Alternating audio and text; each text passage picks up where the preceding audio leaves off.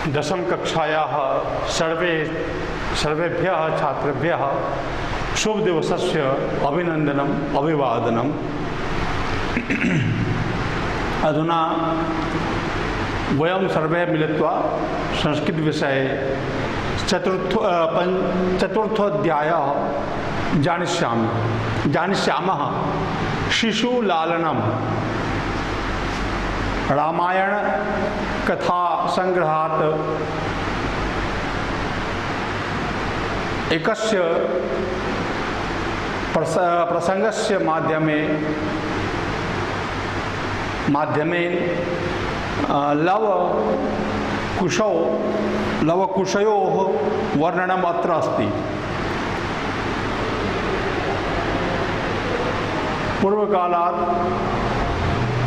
पूर्वनिश्चितकालात्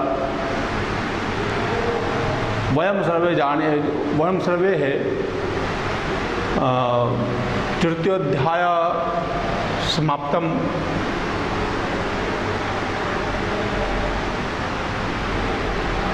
तत्पश्चात् चतुर्थोऽध्याय अद्य दिवसे चतुर्थोऽध्याय। आज फिर हम लोग सभी मिलकर at first class 10th Sanskrit subject और एज यूजुअल तिवारी सर शिशुलालनम आपके समुशी चैप्टर 4 में नाटक का छोटा सा अंश है। और इस शिशुलालनम के माध्यम से जो संदेश या जो बातें आई हैं बाहर, वो ये हैं श्री राम जी के जीवन के द्वारा माता पिता का महत्व बताना। श्री राम जी इसमें माता पिता के महत्व को बताते हैं। किसको बता रहे हैं? तो लवकुश को। लवकुश वाल्मीकि आश्रम में जब शिक्षा ग्रहण कर, जन्म भी उनका वहीं पर हुआ। तो पाठ परिचय के तौर पर मैं थोड़ा बता दूं कि शिशु लालनम, शिशु का लालन पालन, शिशु का लालन पालन। वाल्मीकि आश्रम में ही लव और कुश का जन्म हुआ था और वाल्मीकि महर्षि वाल्मीकि से ही उन्होंने शिक्षा दीक्षा प्राप्त की। और किशोरावस्था में जब आए तो रामायण की कथा सुनाने, जो कि वाल्मीकि ने अपने स्वयं से कलमबद्ध किया। तो विश्व का सबसे प्रथम काव्य रामायण है संस्कृत भाषा में, जो वाल्मीकि के द्वारा लिखा गया, महर्षि वाल्मीकि के द्वारा। तो उस रामायण की कथा को रामचंद्र जी के राज दरबार में, राजसभा में गाने के लिए लव और कुश पहुंचते हैं। जैसा कि आपने अभी चंद दिनों पहले रामायण सीरियल में ये देखा होगा। उसी जो लव कुश जो रामचंद्र जी की सभा में राम कथा सुनाने पहुंचते हैं, वो राम कथा जो महर्षि वाल्मीकि जी ने लिखी है, उसी समय का प्रसंग आपके इस चैप्टर 4 के अंतर्गत है, जिसमें लव और कुश के साथ श्री रामचंद्र जी का संवाद है, उनकी बातचीत है। और उसके बाद कुछ बातें विदूषक के द्वारा कही गई और साथ ही साथ 2 श्लोक के माध्यम से महर्षि वाल्मीकि जी के बातों को लव कुश ने उस राजसभा में रखा। तो नाटक का पूरा अंश जो है, पूरा नाटक जो हम लोग पढ़ेंगे, तो संक्षेप में ये हम लोग पाठ परिचय जान लें, है ना। फिर जब हम लोग इसकी तैयारी करेंगे, धीरे धीरे नाट्यांश की तैयारी होगी, प्रश्न निर्माण की तैयारी होगी। इसमें इस चैप्टर में कथा या घटना क्रमानुसारेण वाक्यम संयोजनम, इसकी तैयारी होगी। और पद्यांश की तैयारी इसमें हम लोग इसलिए करेंगे क्योंकि इस अध्याय में 2 श्लोक दिए गए हैं और उस दोनों श्लोकों को भी तैयारी कर लेनी है, दोनों श्लोकों का भी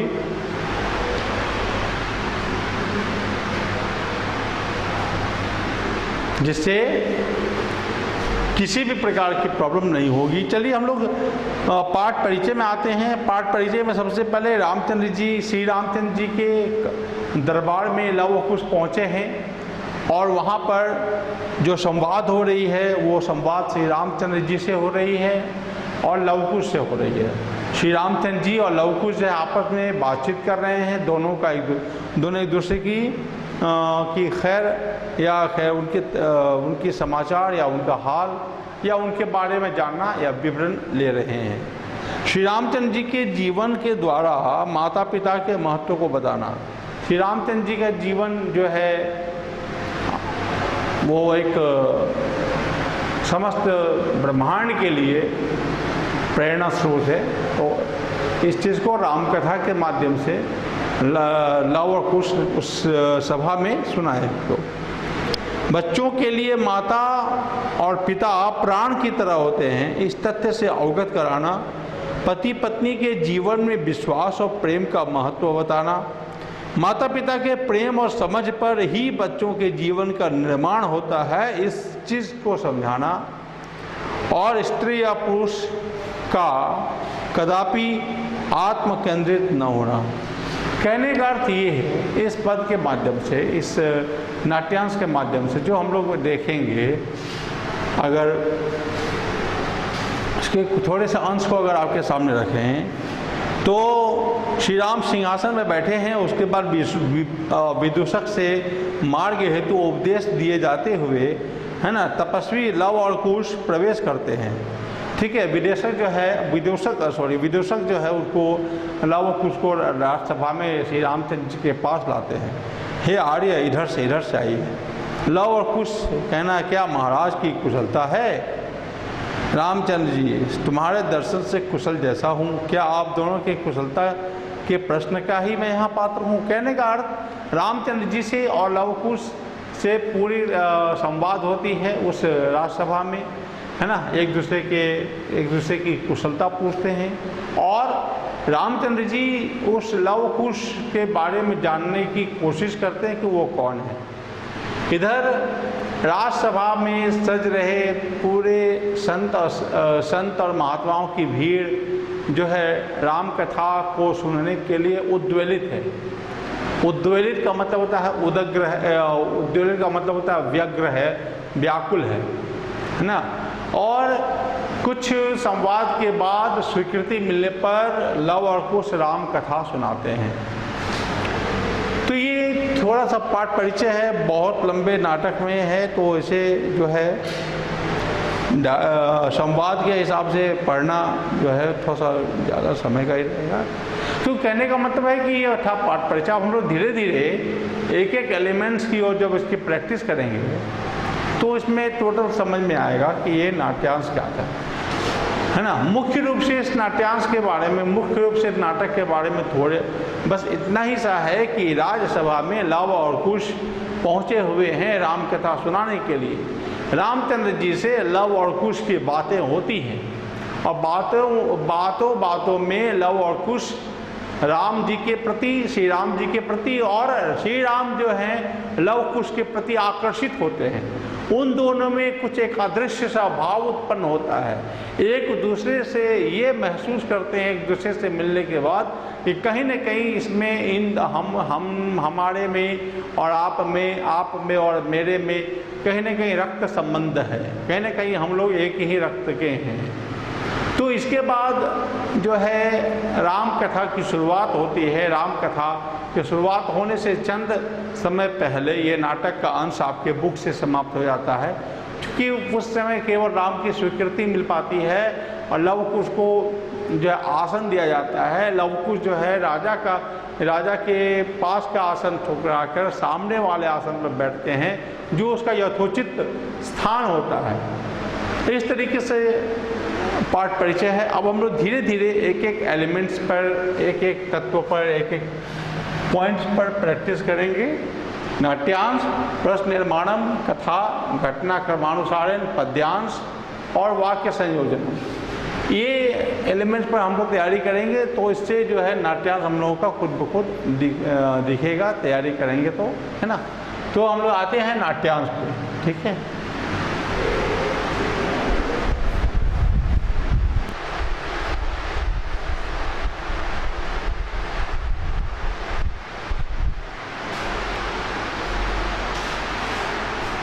युष्मेभ्यः पुनः अभिनंदनम।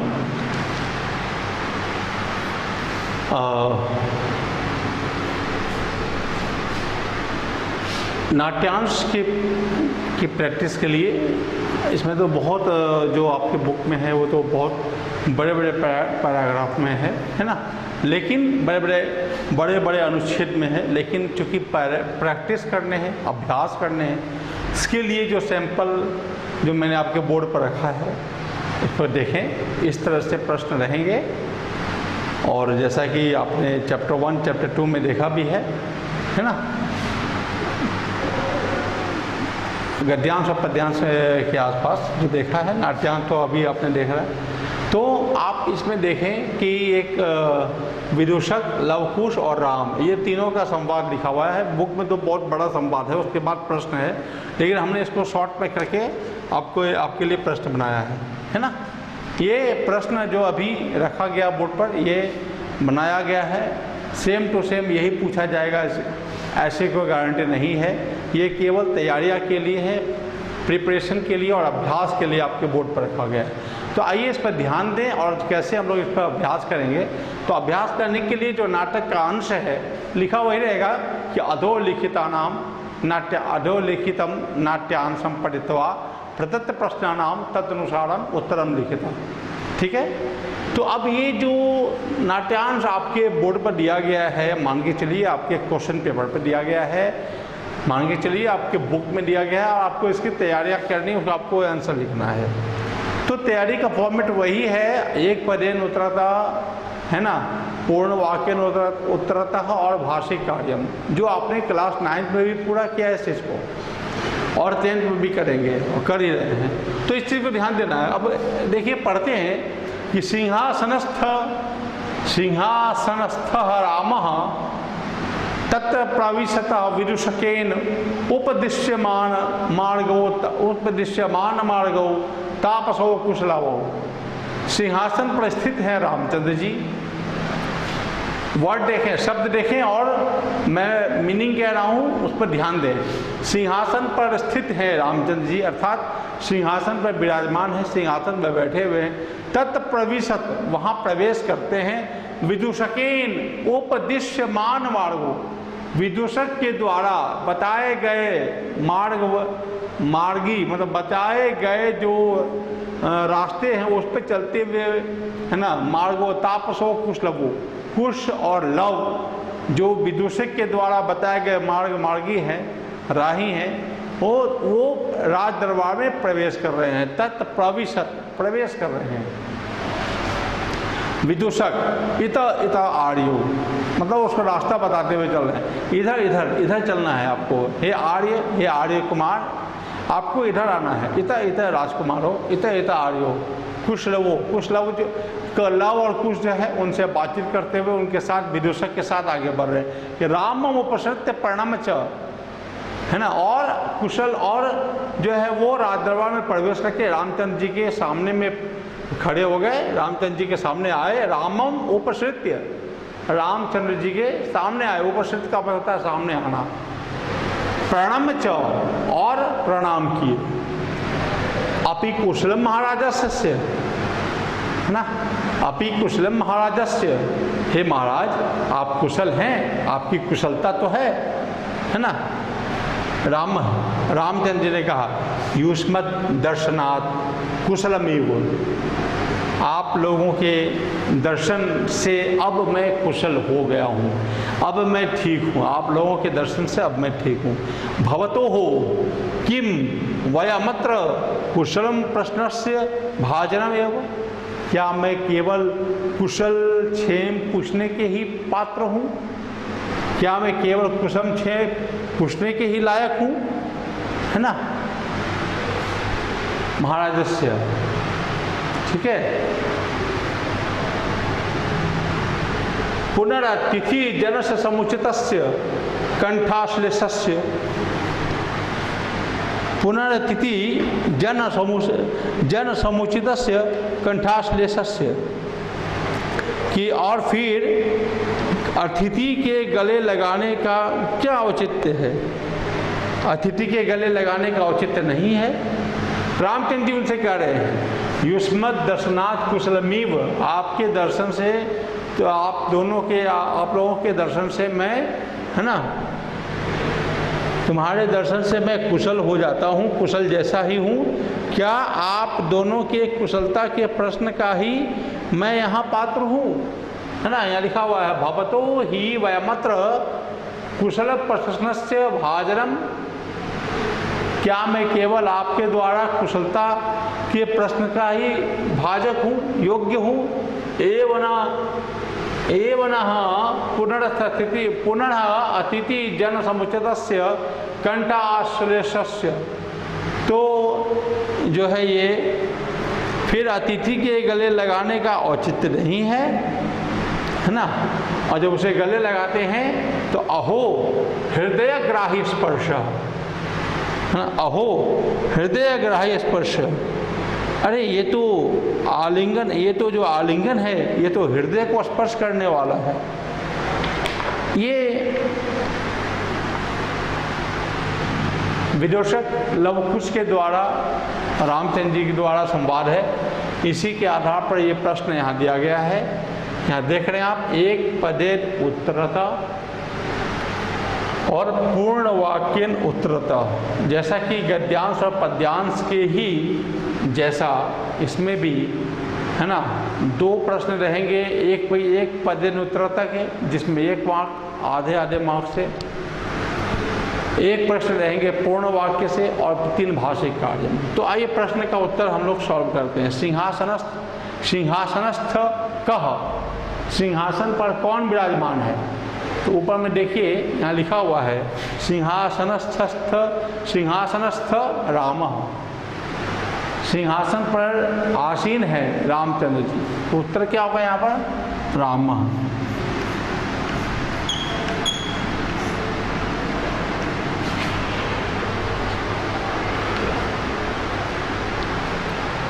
कुशलवो कस्य समीपम आगच्छताम, कुश और लव किसके समीप में आ गए।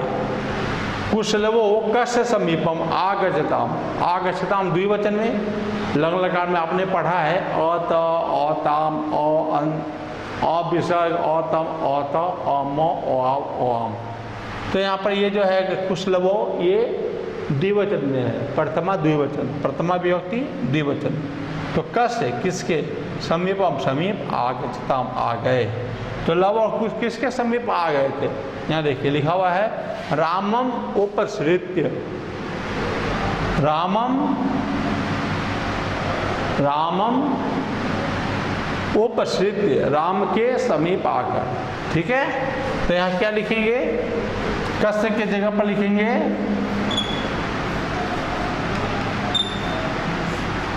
रामस्य। अब जो प्रश्न है पूर्ण वाक्य, ये पूरे वाक्य में उत्तर लिखना है। कयो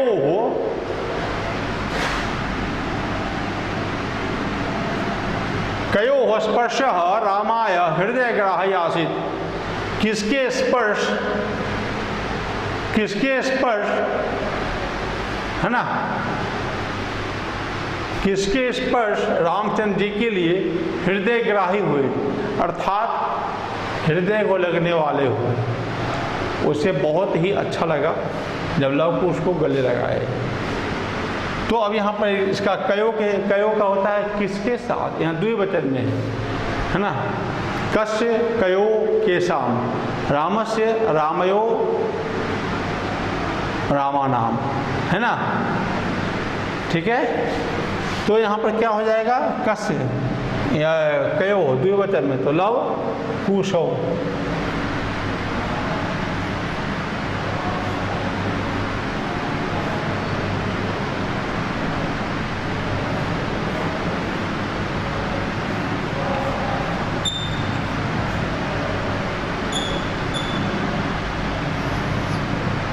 लवकुशयो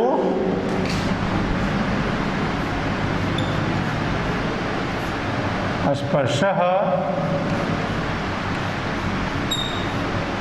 रामाय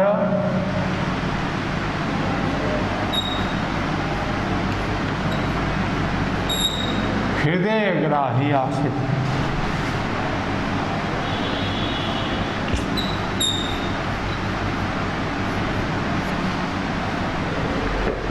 लव कुश का स्पर्श राम के लिए हृदयग्राही था। ये प्रैक्टिस हो गया एक पतेन और पूर्ण वाक्य। अब इसमें बच गए भाषिक कार्यम। अब हम लोग भाषिक कार्यम की ओर देखेंगे।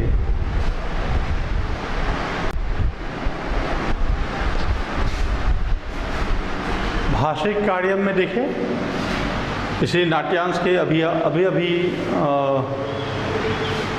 एक पदेन उत्तरता पूर्ण वाक्यन उत्तरता ये दोनों अभ्यास किए गए। अब आइए भाषिक कार्य में पहला प्रश्न है कुशलमीव विच्छेदम कुरुता।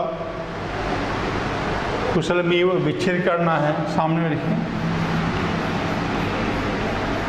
कुशलम जोड़ ईव ना, कुशल के जैसा कुशलम जोड़ ईव। प्रणम में पदे प्रत्यय किम, प्रणम पद में प्रत्यय क्या है? आप लोगों को 9th में पढ़ाया क्या है प्रत्यय? ल्यप। 10th में देख लिया जाएगा कौन सा प्रत्यय है, तो वो प्रैक्टिस की जाएगी 10th में। अभी जो ये पद में आया है प्रणम्य, प्रणम्य में जो प्रत्यय है वो है ल्यप। दर्शनात्, दर्शनात् विभक्ति निर्देशय। दर्शनात् पद में विभक्ति कौन है? जैसे बालकात् पंचमी विभक्ति है ना, गृहात् पंचमी विभक्ति, तो दर्शनात् पंचमी विभक्ति।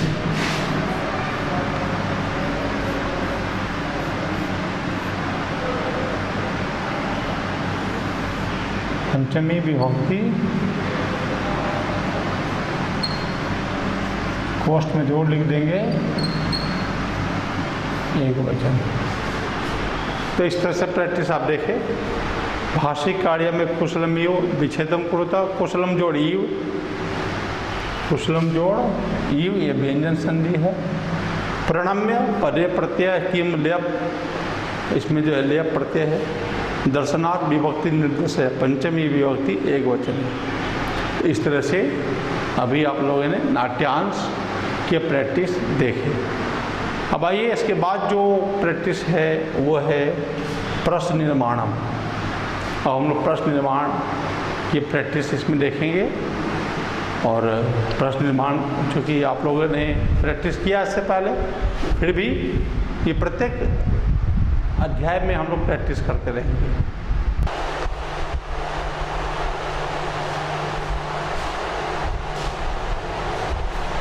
पुनः अभिनंदन, पुनः अभिवादन सर्वेभ्यः छात्रेभ्यः। इदानीं प्रश्न निर्माणं वयं सर्वे मिलित्वा अभ्यासं करिष्यामः। रेखांकित पदानि अधृत्य प्रश्न निर्माणं कुरुतः। यूयं सर्वे जानतः, आप सभी जानते हैं और प्रैक्टिस की गई है। जिस पद में जिस शब्द में अंडरलाइन किया गया हो, जिस शब्द को उसी शब्द पर प्रश्न, उसी शब्द के आधार पर प्रश्न का शब्द बनाना है और सेंटेंस को फिर से लिखना है। सेंटेंस को फिर से लिख के वहाँ लास्ट में जो कि वो सेंटेंस एसेप्टिक सेंटेंस से इंट्रोगेटिव सेंटेंस हो जाता है, तो लास्ट में अंत में जैसे अभी यहाँ को पूर्ण विराम है, तो उस समय जब हम लोग प्रश्न निर्माण कर लेंगे, सेंटेंस को फिर से लिख लेंगे, तो प्रश्न के अंत में नोट ऑफ इंट्रोगेशन होगा। चलिए अब एक करके, क्योंकि आप लोगों ने चैप्टर 1, 2, 3 किया है प्रश्न निर्माण, तो एज यूजुअल इसमें दूसरी तरह से करेंगे, है ना। एक करके ध्यान दें। चंद्रः शिवस्य शिखरे चूड़ामणि इव शोभते। चंद्र शिव के शिखर पर, शिखर का मतलब मस्तक, शिव के मस्तक शिव के मस्तक पे चूड़ामणि के समान, चूड़ामणि एक जेवर है जिसे बाम में माथे पे पहना जाता है, बाम में इसको बाजूबंद करते हैं, माथे पे चूड़ामणि जो बाल में लगाया जाता है उस हिसाब से।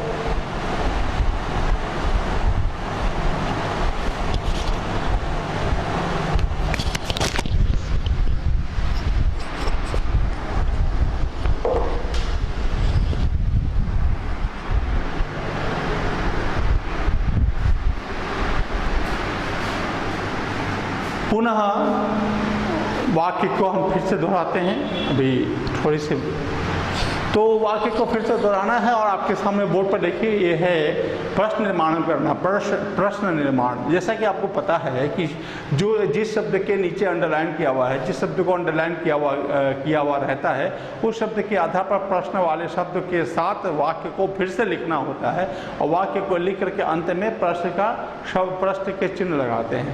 ठीक है, तो हम लोग अब एक एक करके प्रैक्टिस करेंगे। चंद्रः शिवस्य शिखरे चूड़ामणि इव शोभते।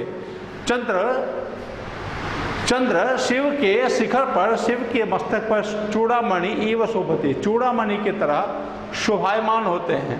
तो प्रश्न है शिव पे। अगर प्रश्न चंद्र पे होता तो क्या लिखते?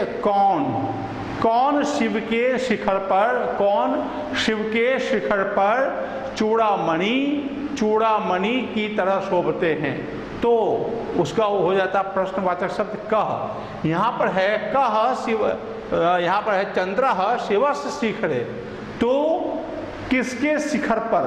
चंद्र शिव के शिखर पर। तो शिव के आधार पर, शिव के स्थान पर प्रश्नवाचक बनेगा, प्रश्नवाचक शब्द बनेंगे किसके शिखर पर। तो ये षष्ठी विभक्ति का प्रश्न है। शिवस्य, आप देख रहे हैं शिवस्य लिखा हुआ, षष्ठी विभक्ति एक वचन।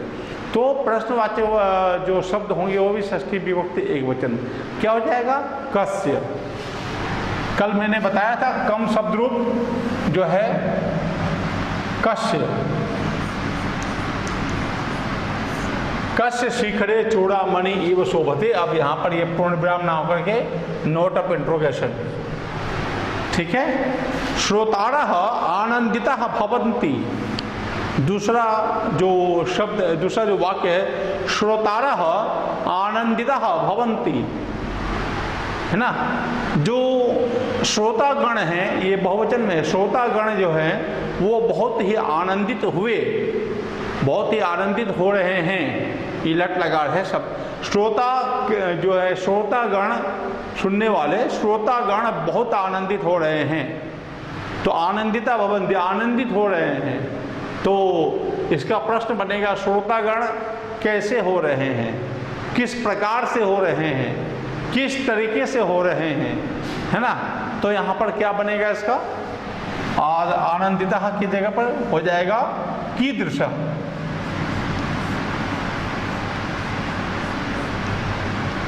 विसर्ग बालकः बालको बालकः, कीदृशः कीदृशो कीदृशः बहुवचन में। ठीक है, तो श्रोताः कीदृशाः भवन्ति, और यह अंत में प्रश्नवाचक चिन्ह। श्रोताः कीदृशाः भवन्ति, श्रोता कैसे हो रहे हैं, किस प्रकार से हो रहे हैं, तो आनंदित हो रहे हैं। क्लियर है? चलिए, स्पष्ट है। आप देखें तीसरा नंबर वाला वाक्य। अब सेंटेंस वही है, वाक्य वही है जो 2 नंबर में था, लेकिन यहाँ पर प्रश्न के जगह बदल गए। प्रश्न पहले आनंदितः पे था, अब जो है प्रश्न श्रोतारः पे होना है, क्योंकि अंडरलाइन श्रोतारः शब्द है।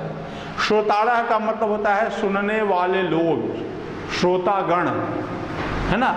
तो श्रोतागण आनंदित हो रहे हैं। प्रश्न क्या बनेगा? कौन आनंदित हो रहे हैं। तो ये चूंकि बहुवचन है तो हम लोग भी बहुवचन का प्रयोग करेंगे। कह, कौ, के। तो यहाँ पर क्या लिखेंगे? के।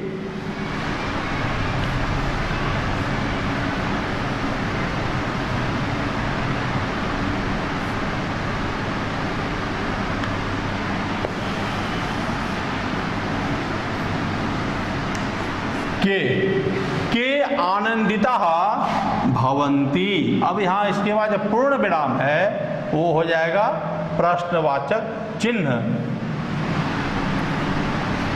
पूर्ण विराम जो है ये हो जाएगा प्रश्नवाचक चिन्ह। ठीक है। अब आइए नंबर 4 पर। इस नंबर 4 वाले वाक्य पे थोड़ा ध्यान देने की जरूरत है ना। अहम तस्य नामधेयम जानामि, मैं उसका नाम जानता हूँ, मैं उसका नाम जानता हूँ। और प्रश्न जो है वो अहम की जगह पे है, अहम शब्द पे प्रश्न बनाना है। तो मैं उसका नाम जानता हूँ, प्रश्न क्या बनेगा, कौन उसका नाम जानता है ना। जैसे हम लोग कभी कभी वर्ग में बोलते हैं ना कि इस प्रश्न का जवाब कौन दे पाएगा, मतलब थर्ड पर्सन, इस प्रश्न का जवाब कौन दे पा रहा है, थर्ड पर्सन। और आप लोग जो अपने अपने उत्तर दे रहे हैं वो किसमें होता है, उत्तम पुरुष में, फर्स्ट पर्सन में, मैं जवाब दूंगा, है ना। तो इस हिसाब से अहम तस्य नामधेयम जानामि, मैं उसका नाम जानता हूं। प्रश्नवाचक शब्द क्या बनेंगे यहाँ पे, कह।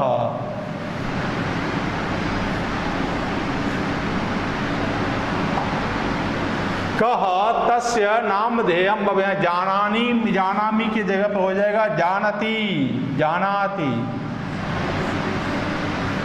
क्योंकि ये कह जो है ये प्रथम पुरुष है, थर्ड पर्सन है, तो आप यहाँ पर देखेंगे जो प्रथम पुरुष के अंत में लट लकार में जो क्रिया के अंत में लगता है वह है ती तह अंति, सी थह थ, आमी आवह आमह।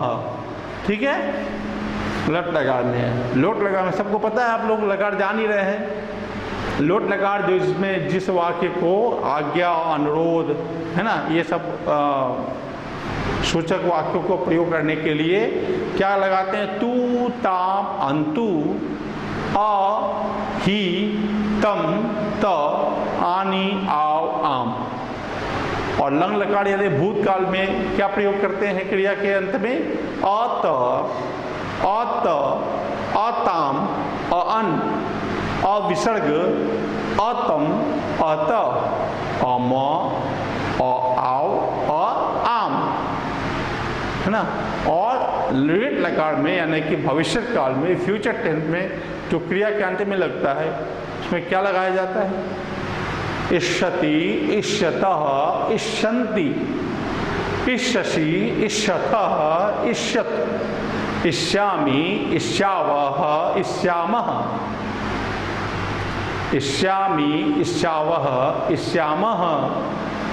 और विधिलिंग में जो क्रिया के अंत में चाहिए का प्रयोग होता है, और इंग्लिश में ये शुड, मस्ट का प्रयोग के हिसाब से करते हैं इंग्लिश में। और ये जो विधिलिंग में जो क्रिया के अंत में लगना होता है, एत, एताम, एयुः, एहे, एतम, एत, एयम, एव, एम। इस तरह से पांचों लकार आपके सामने था। तो कह तस्य नामधेयम जानाति। अब आइए पांचवें सेंटेंस पे, वाक्य पे, तयोः उपनयन संस्कारम भगवान वाल्मीकि ही अकरोत्। तयोः उपनयन संस्कारम भगवान वाल्मीकि ही अकरोत्। उनके उपनयन संस्कार भगवान वाल्मीकि ने किया। उनके, उन दोनों के यहाँ द्विवचन है, षष्ठी द्विवचन, उन दोनों के उपनयन संस्कार भगवान वाल्मीकि ने किया। अब यहाँ पर उन दोनों के क्या भगवान वाल्मीकि ने किया, क्या, यहाँ प्रश्न बना क्या। ठीक है, क्या लिखेंगे,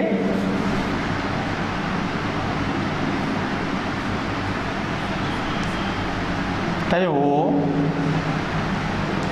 क्या, क्या का संस्कृत किम, तयोः यहाँ विसर्ग है, आप ध्यान दें। तयोः किम भगवान वाल्मीकि ही अकरोत्। उन दोनों के क्या भगवान वाल्मीकि ने किए। तो उन दोनों के उपनयन संस्कार भगवान वाल्मीकि ने किए। क्लियर है। तो ये कुछ समय तक के लिए मैं आपको कुछ क्षण के लिए बोर्ड पर, अभी जो इससे पहले जो यही वाक्य असर्टिव सेंटेंस में थे, कमांड सेंटेंस में थे, है ना, और सामान्य वाक्य में थे, अब ये प्रश्नवाचक वाक्य बन चुके हैं। तो इस तरह से एग्ज़ाम में बनाना है, परीक्षा में इस तरह से बनाना है।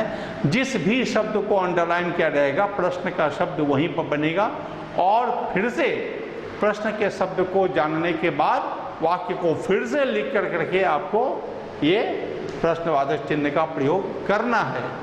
अगर आप प्रश्नवाचक चिन्ह का प्रयोग नहीं करते हैं तो ये आपका उत्तर अधूरा माना जाएगा, आपकी जानकारी भी अधूरा मानी जाएगी, अधूरी मानी जाएगी। तो आप जो है जानकारी, ज्ञान, बुद्धि, है ना, ये सब कंप्लीट रखें। नंबर उठाना, प्राप्तांक अधिक प्राप्त करना, ये एक सेकेंडरी द्वितीयक बातें हैं। प्राथमिक बातें ये है कि आप सबसे पहले आपको ज्ञान हासिल करने हैं, सही ज्ञान, सटीक ज्ञान और जो पूर्ण ज्ञान है वो। तो इससे आप 5 वाक्य देखें। इसके बाद जो अब हम लोग प्रैक्टिस पे चलेंगे, जो अभ्यास पे चलेंगे, वो है नाटक में कौन सी घटना पहले, फिर कौन सी घटना, फिर कौन सी घटना। तो इस तरह से हम लोग पढ़ेंगे कथा कर्मानुसारेण वाक्यानि संयोजनम, या घटना कर्मानुसारेण वाक्यानि संयोजनम। तो इसके बाद हम लोग इसी प्रैक्टिस पे चलते हैं।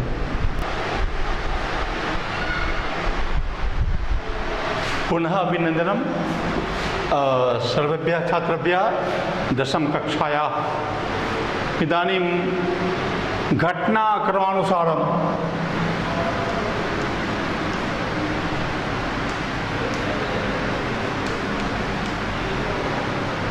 घटना क्रमानुसारम को हम लोग जो है दूसरे शब्दों में कथा क्रमानुसारम भी कहते हैं। ठीक है, घटना को हम लोग कथा क्रमानुसारम भी कह रहे हैं, है ना। तो कथा कर्मानुसारम हो या घटना कर्मानुसारम हो, टॉपिक अभी है।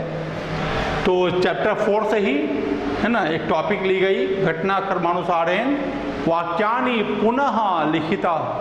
पता है, क्लास 9 से आप लोग इस चीज़ को जान रहे हैं, अगर पिछले 2 चैप्टर से आप लोगों ने देखा भी इस चीज़ को। तो अब है कि इस नाटक में, चूँकि पाठ परिचय मैंने थोड़ा संक्षेप में दिया था, हर एक का संवाद अलग अलग है, बहुत लंबा लंबा संवाद है और बहुत ही संयुक्ताक्षर है, तो वो जो है क्लास में वो धीरे धीरे करके करना पड़ेगा। तो आप लोग देखेंगे इसमें ज़्यादा कुछ नहीं है। इसमें ये है कि द्वारपाल के साथ, विदूषक के साथ लव कुश रामचंद्र जी के, श्री रामचंद्र जी के सभा में आते हैं। श्री रामचंद्र जी उस बच्चे को देख कर करके, उन दोनों बच्चों को देख करके आकृष्ट हो जाते हैं, उन पर मोहित हो जाते हैं और उन बच्चों से जो है वो संवाद करते हैं। संवाद करने के बाद धीरे धीरे संवाद करने के बाद वो पिताजी के नाम तक जानने की कोशिश करते हैं। उसके बाद जो है राम कथा सुनाने को उन्हें स्वीकृति प्रदान करते हैं। इस तरीके से ये नाटक का अंश जो है आपके पाठ्य पुस्तक से यहीं तक है, यहीं तक समाप्त होती है।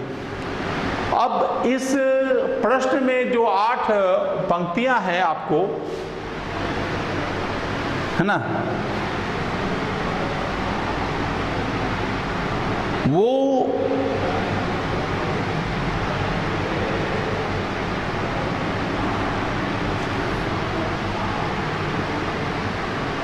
दिया हुआ है। पहली पंक्ति है रामः लवकुशौ आसनार्थम उपवेशयति।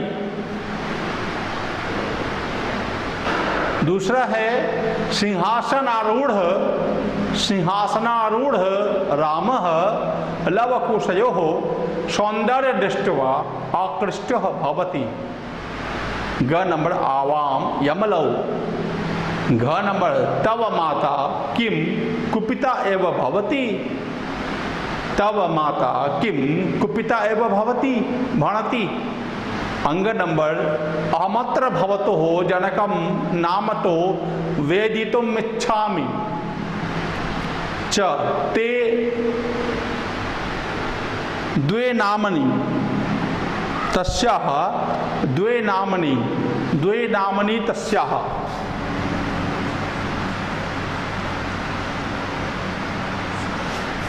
और मम पितुः नाम निर्निकृशः और समरूप शरीर सन्निवेश।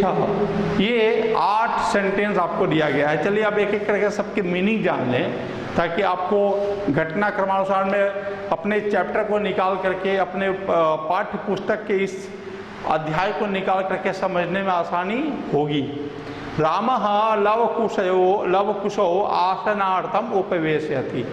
राम ने लवकुश को आसन के लिए उपवेश किया, मतलब बैठाया, आसन ग्रहण दिया उसको, है ना।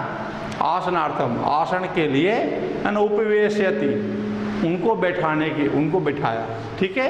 उसके बाद है सिंहासनारूढ़, सिंहासन पे आरूढ़, मतलब सिंहासन पे बैठे हुए, सिंहासन पर बैठे हुए। रामः लवकुश, राम जो है लवकुश के सौंदर्य दृष्टवा, सौंदर्य को देखकर आकृष्ट भवति, आकृष्ट हुए।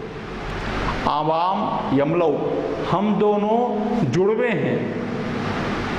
तब माता किम कुपिता एवं भणति, आपकी माता क्या इसी तरह क्रोधित होती हैं? आपकी माता क्या इसी तरह क्रोधित होती हैं?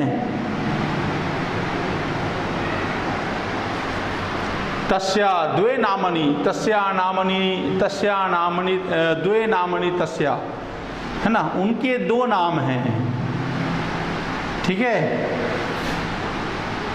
अहमत्र भवतो जनकम नामतो वेदितुम इच्छामि, मैं आपके पिताजी का नाम जानना चाहता हूँ।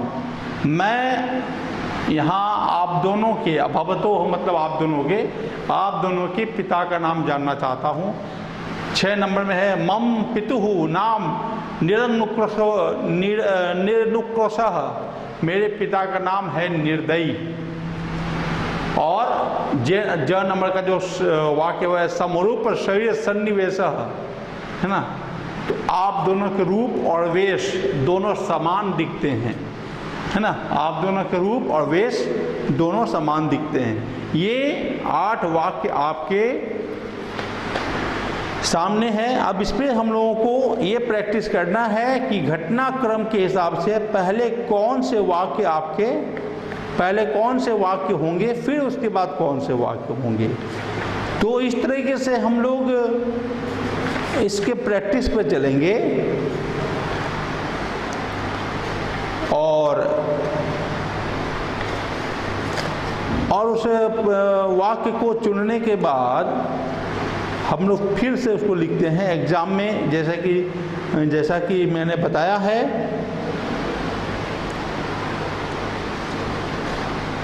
तो आइए अब एक एक कर करके इस चीज़ को हम लोग पूर्ण करते हैं।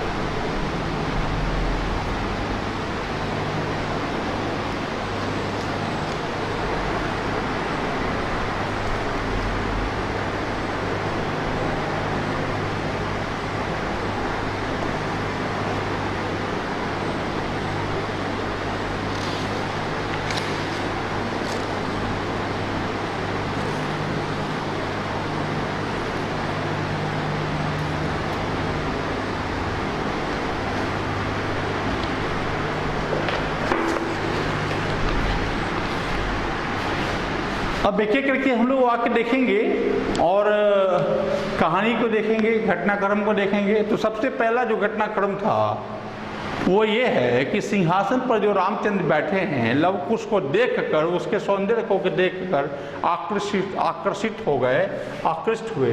तो जो 1 नंबर के मतलब घटनाक्रम के हिसाब से जो प्रथम दृश्य होगा वह जो है ख नंबर का वाक्य है, और हम लोग फिर वाक्य को पुनः यहाँ पे लिखेंगे, ठीक है। उसके बाद जब आकृष्ट हुए तो श्री राम ने लवकुश को आसन दिया और उसे बिठाया, है ना, क नंबर का वाक्य। दूसरे घटनाक्रम में क नंबर का वाक्य फिट होता है और क नंबर लिख करके उसे फिर से लिखेंगे। इसके बाद जो घटनाक्रम आया है वो रामचंद्र जी दोनों को देखकर कहते हैं आप दोनों का जो वेश है, वेश का मतलब होता है चेहरा, वेशभूषा, कपड़ा परिधान, और शरीर यानी रूप जो है वो, शरीर जो है वो एक जैसा दिखता है। आप दोनों एक जैसे दिखते हैं परिधानों में और मुखों और चेहरों से, है ना, एक जैसे दिखते हैं। समरूप शरीर सन्निवेश, शरीर से आप दोनों एक जैसे दिखते हैं। तो ये घटनाक्रम 3 नंबर में ज नंबर का जो वाक्य है वो फिट होता है कि शरीर से और वेश से आप दोनों एक जैसे दिखते हैं। तो इसके बाद का जो घटनाक्रम होगा वो लव कुश की बातें हैं। वो है कि ग नंबर आवाम यमलऊ, हम दोनों जुड़वे हैं, इसका ये उत्तर है। जब रामचंद्र जी ने कहा कि आप दोनों एक जैसे दिखते हैं तो उसका जो उत्तर आया लवकुश की ओर से कि हम दोनों जुड़वे हैं। आइए 5 नंबर की घटनाक्रम में जो आए हैं शब्द वाक्य वो है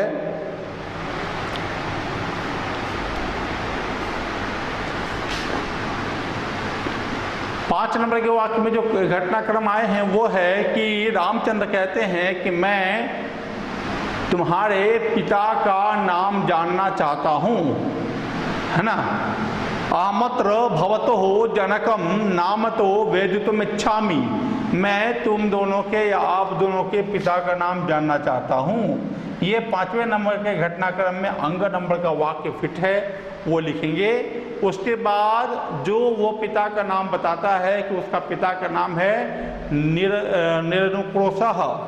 निरनुक्रोशः का मतलब होता है निर्दयी, जिसे दया ना हो।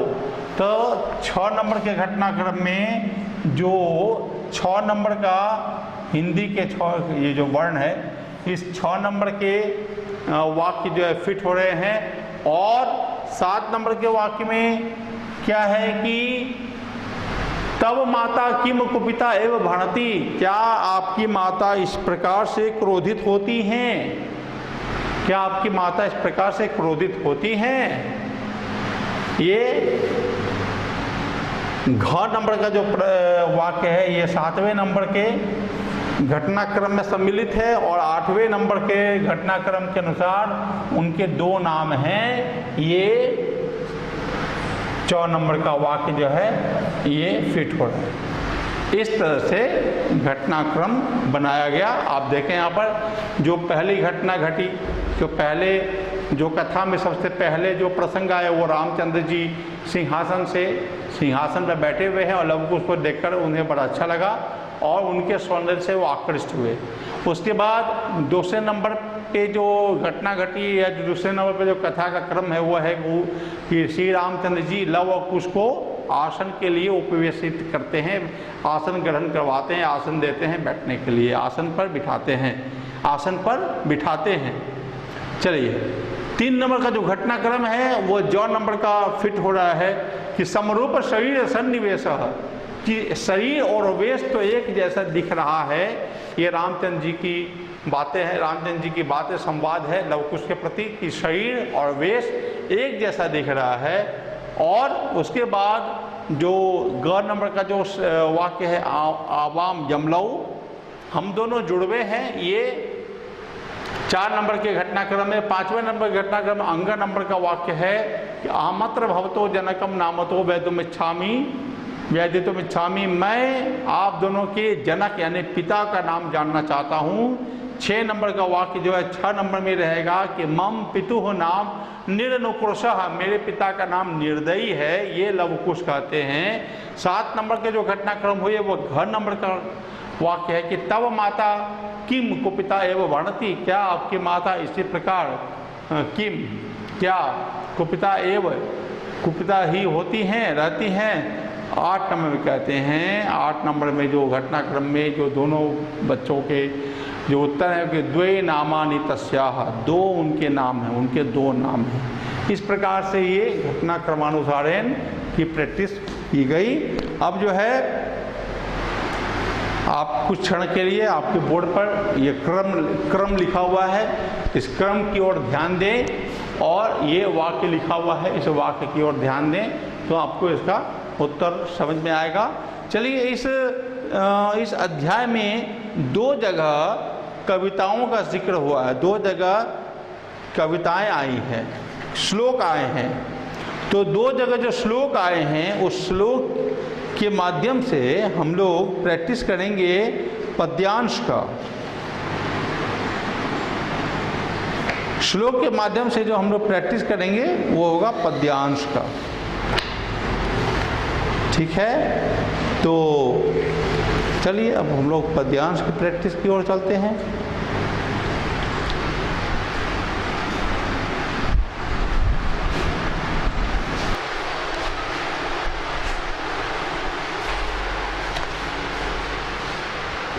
तो हम लोग अब प्रैक्टिस करेंगे पद्यांश का। 2 श्लोक इस नाटक में शिशुलालनम में है और उसमें एक की प्रैक्टिस अभी हम लोग सामने देखेंगे पद्यांश की। श्लोक ये है कि भवंतो हो गायंतो हो कविरपि व्रत निधिर गिराम संदर्भो अयम प्रथमम अवतीर्णो वसोमतीम कथा चेयम सलाघ्या सरसी रुहाणाभ्यस्य नियतम पुनाति श्रोतारम रमयति च सोयम परिकरः। इस श्लोक में जो सबसे पहले कठिन शब्दों की मीनिंग जाने कि गायंतो का मतलब होता है गाते हुए, दोनों यहाँ द्विवचन में गायंतो गाते हुए। पुराण का मतलब यहाँ पुराण, तो ये पुराण का मतलब यहाँ पर हो गया आपको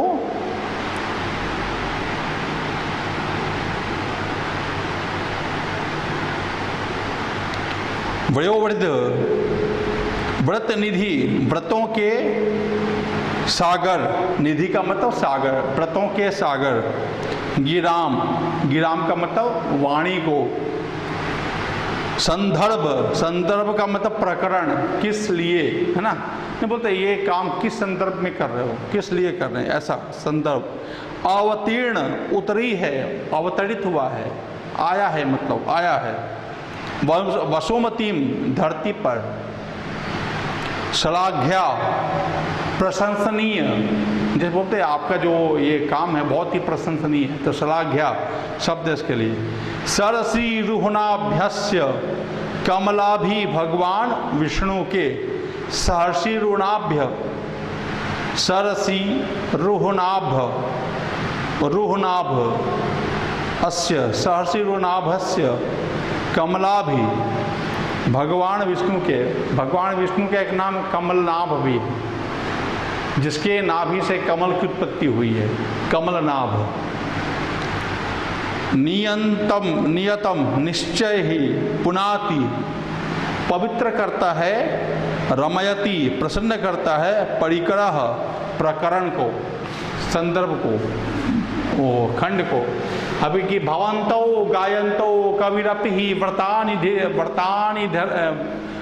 निधिर, आप दोनों के द्वारा गाया जाने वाला यह विवरण कथा अति वयोवृद्ध व्रतों के सागर, है ना, अति वयोवृद्ध व्रतों के सागर कवि विद्वान भगवान वाल्मीकि की रचना है। इसकी वाणी धरती पर प्रथम बार उतरी है। गिराम, वाणी, संदर्भो अयम, इस गाने के संदर्भ में प्रथम बार अवतीर्ण हुई है, प्रथम बार उतरी है। वसुमतीम, इस धरती पर। भवंतो गायंतो, आप दोनों जो गा रहे हैं। कविरपि, कवि की, है ना, व्रत निधिर, कवि की जो व्रत निधि मतलब व्रत के सागर हैं, जो कठिन उपायों के सागर हैं, उनकी वाणी। गिराम, उनकी वाणी। संदर्भो अयम, इस संदर्भ में, जिस संदर्भ में आप कथा सुना रहे हैं उस संदर्भ में। प्रथमो अवतीर्णो वसुमितम, वसुमतीम, प्रथम बार इस धरा पर, इस धरती पर यह वाणी उतरी है। कथा च एयम श्लाघ्या सरसी हिरुणाभ्यश्च नियतम। ये जो कहानी है, ये जो कथा है, भगवान कमलाभि विष्णु से संबंधित है।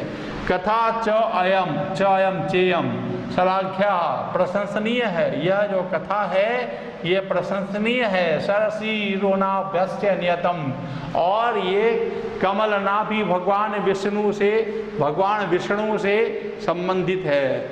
पुणाति श्रोतारम, जो सुनने वाले पुण्य प्राप्त करते हैं, रमयति, रम जाते हैं, स्वयं परिकरः, इस परिकरण में, इस संयोग में, इस प्रकरण में निश्चय ही रम जाते हैं, निश्चय ही डूब जाते हैं। अब आइए एक एक करके एक बार फिर से श्लोक का मीनिंग सुन लें कि आप दोनों जो इस कवि, वैसे कवि जो व्रत के सागर हैं, जो उपायों के निधि है, व्रत के सागर हैं, करुणा निधान, ऐसे वयोवृद्ध पुराण व्रतों के सागर कवि, यानी मतलब वाल्मीकि की वाणी है, रचना है। गिराम, जो वाणी है, संदर्भो अयम, जो इस संदर्भ में जो आप कथा सुना रहे हैं, आप दोनों बालक जो कथा सुना रहे हैं, इस संदर्भ में प्रथम अवतीर्णो वसुमतीम, प्रथम बार अवतीर्ण हुआ है, प्रथम बार अवतीर्ण हुई है इस पृथ्वी पर, इस धरती पर, इस धरा पर। कथा चेयम, यह कथा जो है, च अयम, यह कथा, श्लाघ्या, प्रशंसनीय है, सुनने योग्य है। सरसी रोहणाभ्यस्य नियतम, जो भगवान विष्णु कमलनाभि भगवान विष्णु से संबंधित हैं। पुनाति श्रोतारम, जो जिससे सभी श्रोतागण सुन करके, पुनाति मतलब पुण्य प्राप्त करते हैं, रमयति, रम जाते हैं, च सो अयम परिकरः, इस परिकरण में, इस प्रकरण में, इस कहानी में रम जाते हैं। अब इसका जो एक मध्यनोत्तर श्लोक रचनाया कवि कह, श्लोक रचना के कवि कौन हैं? वाल्मीकि।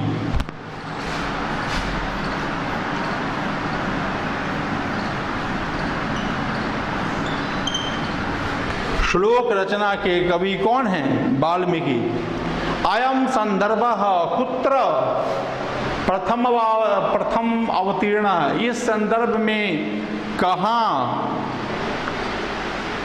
अवतीर्ण हुआ है? कहाँ अवतीर्ण हुआ है? वसुमतीम, धरती पर।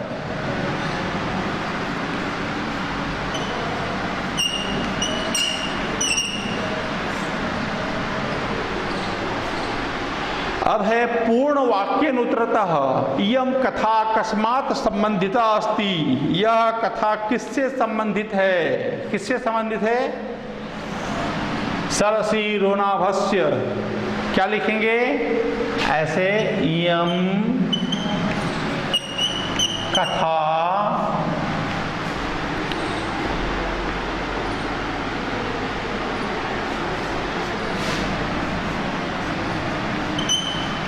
सरसी रोहणाभात। रोहणाभात क्यों? क्योंकि प्रश्नवाचक शब्द जो है ये पंचमी विभक्ति में है, तो आपको भी उत्तर पंचमी विभक्ति में देना है। रोहणाभात, सरसी रोहणाभात कमल नाभ से संबंधित है, संबंधिता।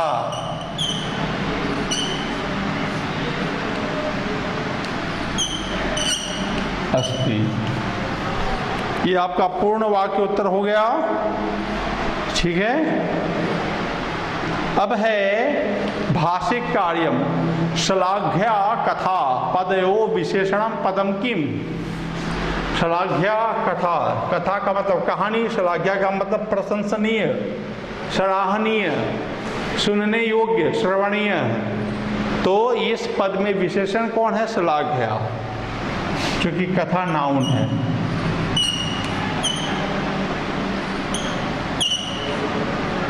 श्लाघ्या।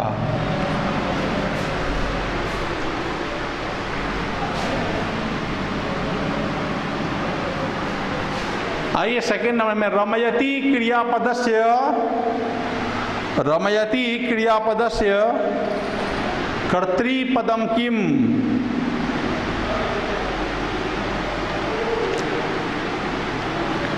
जो रमयति क्रियापद हैं उनके कर्ता पद कौन होंगे।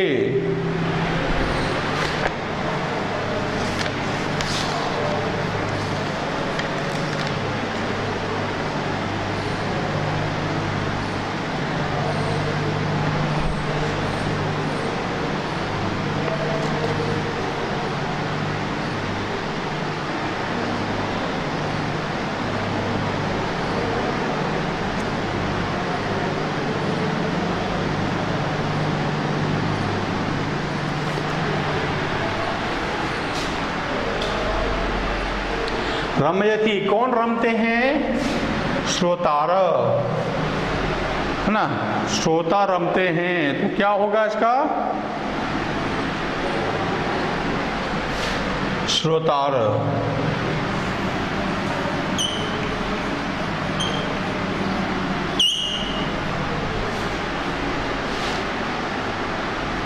ठीक है।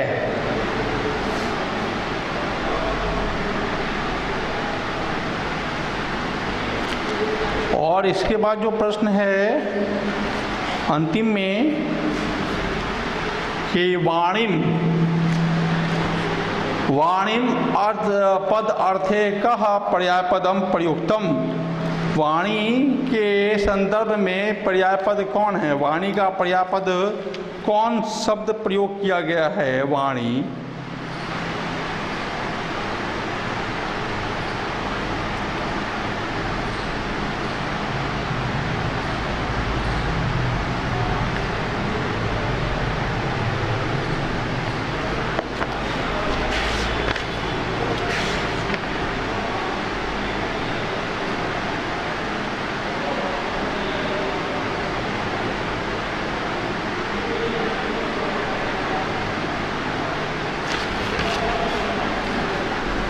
नहीं, रमयति का मत होता है प्रसन्न करता है। तो ये प्रसन्न करने वाला कौन है, परिकरः, प्रकरण।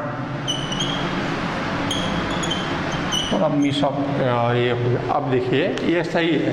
रमयति क्रियापद से कर्तृपदम की, रमयति आनंदित करता है। तो कौन आनंदित करता है, ये जो कथा का प्रकरण है, ये जो कथा का प्रकरण है, ये जो कथा का संदर्भ है, ये जो कथा का अंश है, वो लोगों को, ये जो कथा है वो लोगों को खुश करता है, वो लोगों को आनंदित करता है, प्रसन्नचित करता है। तो यहाँ परिकर जो है उत्तर ज़्यादा श्रेष्ठकर है। अब वाणी पद अर्थे का पर्यायपदम प्रयुक्त। वाणी शब्द के अर्थ में कौन सा पर्यायपद है, विराम।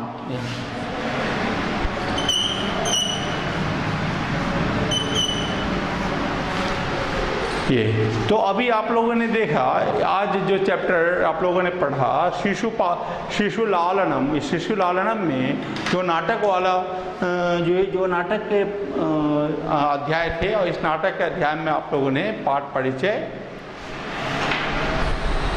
परिचय नाट्यांश प्रश्न निर्माणम, पाठ परिचय नाट्यांश प्रश्न निर्माणम, कथा या घटना क्रमानुसारम। और इस चैप्टर में जो प्रयोग हुए, जो आए हुए 2 श्लोक है, उस 2 श्लोक के माध्यम से 1 श्लोक का पद्यांश अभ्यासम आज कंप्लीट हुआ।